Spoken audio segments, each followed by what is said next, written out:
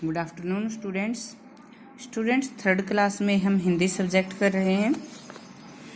इसमें हमारा हिंदी का फोर्थ लेसन है। तो क्या है? घमंड का फल। घमंड का फल।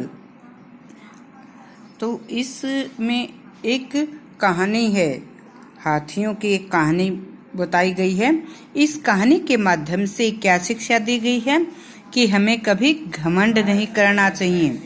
हमें कभी भी अपनी बुद्धि पर या अपनी ताकत पर घमंड नहीं करना चाहिए और हमें हमेशा बड़ों का कहना मानना चाहिए, बड़ों का सम्मान करना चाहिए। ठीक है बच्चों? तो ये कहानी किसकी है? हाथियों की। तो बहुत समय पहले की बात है। चित्रकूट पर्वत की तराई में हाथियों का एक झुंड रहता था। चित्रकूट पर्वत पहाड़। चित्रकूट पहाड़ की तराई क्या है? पहाड़ की तलहटी जो होती है। तो चित्रकूट पर्वत की तलहटी में एक हाथियों का झुंड रहता था। झुंड मतलब समूह, बहुत से हाथी इकट्ठे रहते थे। उस झुंड का सरदार था। उस झुंड का सरदार था। एक सरदार का अर्थ क्या है? झुंड का मुखिया। जैसे बच्चों आपकी क्लास का एक मॉनिटर होता है, एक बच्चा जो कि सबसे ज्यादा इंटेलिजेंट होता है, जिसे क्लास का मॉनिटर बनाया जाता है। मॉनिटर क्या करता है? मॉनिटर जब क्लास में टीचर नहीं होती तो क्लास में डिसिप्लिन बनाना मॉनिटर का काम होता है ना। तो उसी प्रकार से इस झुंड का भी एक मॉनिटर था, जिसे झुंड का सरदार बोलते हैं, इसे मुखिया भी कह सकते हैं। तो ये क्या करता था? ये जैसे उनके मुखिया के अनुसार ही सभी जो हाथी होते थे ये उसी का कहना मानते थे, उसी के अनुसार काम करते थे। तो ये जो था, ये मुखिया, ये सभी हाथियों की तुलना में सबसे अधिक शक्तिशाली और बड़ा था। तो ये बड़ा था, शक्तिशाली मतलब ताकतवर। दूसरे जो हाथी थे इन सब से ज्यादा ताकतवर था और बड़ा था। सभी हाथी उसकी बड़ाई करते थे। बड़ाई करना, तारीफ करना। तो अपनी बड़ाई सुनते सुनते उसे अपने ऊपर बहुत घमंड हो गया। जब उसने लगा सभी तुम्हारी तारीफ करते रहते हैं कि मैं तो बहुत ताकतवर हूँ, मुझे तो कोई हरा ही नहीं सकता, कोई चोट नहीं पहुंचा सकता, क्योंकि मैं तो बहुत ताकतवर हूँ। तो इस प्रकार से उसे अपनी ताकत पर घमंड हो गया। जहाँ वह झुंड रहता था तो वहीं पर पास में एक सुंदर नदी थी।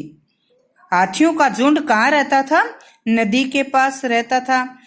तो उस नदी में एक बलशाली मगरमच्छ रहता था। नदी में क्या रहता था? मगरमच्छ। मगरमच्छ भी जो था ये उस हाथी की तरह बहुत ही ताकतवर था। तो सभी जो दूसरे हाथी थे ये नदी से दूर रहते थे। ये सचेत रहते थे, नदी में पानी पीते थे तो भी गहरे पानी में नहीं जाते थे, नदी के ज्यादा अंदर नहीं जाते थे, क्योंकि उनको पता था मगरमच्छ जो उनको पकड़ लेगा, खा जाएगा। तो इसलिए दूसरे हाथी नदी से दूर रहते थे। और जो हाथियों का सरदार था, जिसे अपने ऊपर बहुत घमंड था, तो उसने सभी हाथियों से कहा कि निडर होकर नहाओ, नदी के अंदर जाओ और निडर बिना किसी डर के, तुम निर्भय होकर बगैर डर के नहाओ।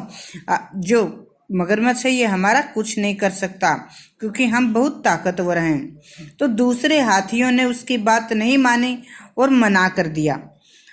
एक दिन घमंड में चूर सरदार अकेला गहरे पानी में नहाने के लिए चला गया।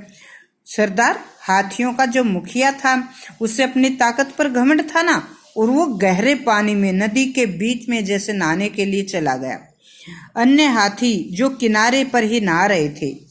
तो इस प्रकार से वह कई दिनों तक नदी में गहरे पानी में जाकर नहाता रहा। एक दिन एक बुजुर्ग हाथी, बुजुर्ग जो बूढ़ा था, इन हाथियों में सबसे ज्यादा बड़ी उम्र का था, बूढ़ा हाथी था।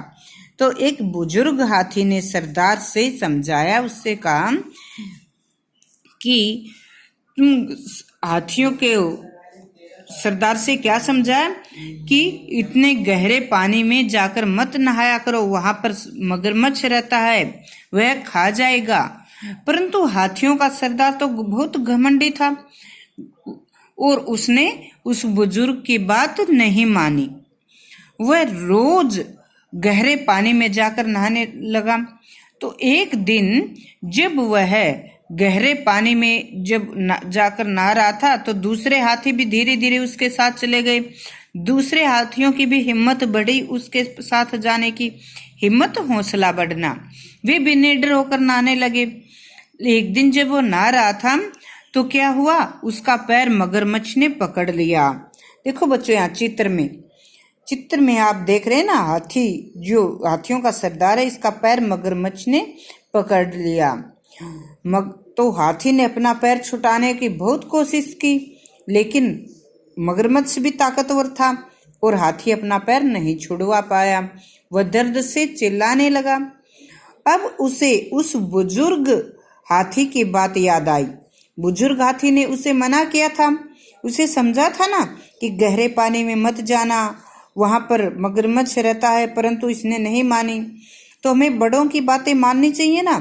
बड़े हमारी भलाई की बातें करते हैं तो उनकी बातें माननी चाहिए।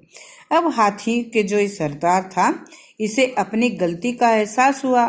उसे एहसास हुआ कि उसे बुजुर्ग हाथी की बात माननी चाहिए थी। अब वह बहुत मुसीबत में फंस गया था। अब उसने क्या किया, अब उसने इस मुसीबत से बचने के लिए भगवान की प्रार्थना की, हे भगवान मुझे बचाओ। हाथी ने किसकी स्तुति की? स्तुति करना बच्चों, प्रार्थना करना। हाथी ने भगवान की स्तुति की। तो जब उसने भगवान से प्रार्थना की तो भगवान ने जब देखा कि हाथी मुसीबत में है तो भगवान आए और हाथी को मगरमच्छ से छुटवाया।